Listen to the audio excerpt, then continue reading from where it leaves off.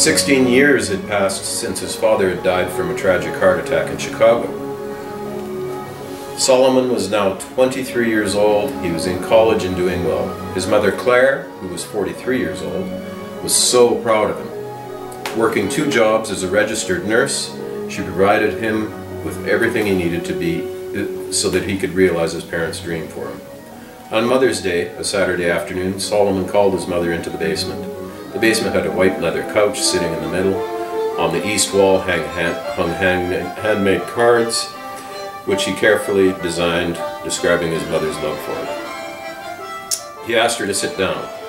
She stared at him and then sat down without a word. Solomon took out a plastic bag from behind the white leather couch and gave it to her. She sat close, looking at him. Claire anxiously opened the bag to reveal a bunch of flowers, all nicely wrapped together in a bundle. There were roses, irises, sunflowers, and lilies. She smelled the flowers and stared at her son with a wide smile. "Thank you." Solomon looked in her eyes and replied, "You are my angel and my best friend. Thank you for being my mother. I love you dearly. I've always known that you're a light shining on me, illuminating my dark path. But I turned off that light at a certain point when I thought I was a man enough to make my own decisions. I'm sorry for missing last Mother's Day and Thanksgiving. I still have the gifts I bought for you." He gently took out a little wooden box from his right front jeans pocket and gave it to Claire.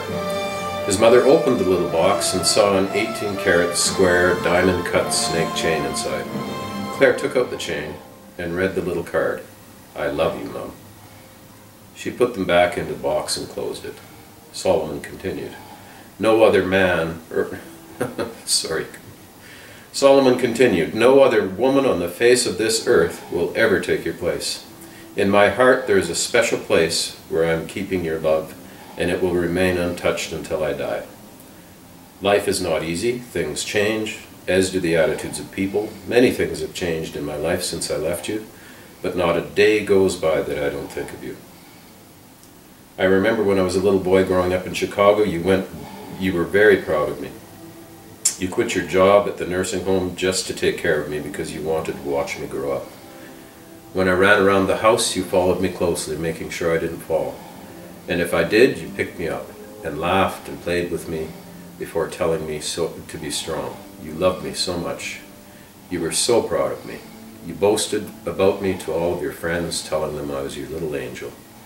Every morning I watched you prepare my lunch for school and make sure my clothes were neat and clean. Whenever I was with you, I felt comfortable and happy.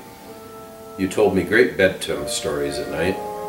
Sometimes late at night when I was in bed, I would see you standing at my door watching me, making sure I was comfortable enough to go to sleep. You and I were so close that sometimes I saw jealousy in my father's eyes, but he was a good father, and I miss him. Every morning you thought about me before thinking about yourself. When I got sick, you worried and stayed beside me, praying for me to get well. You always thought I was a good boy, and you appreciated everything I did. When I did something wrong in front of others, you protected my name and took me home before asking me to focus on doing good things. You always forgave me when I did wrong, realizing that I was just a kid. You are a great human being, and I will always tell the world about what a great mother you are.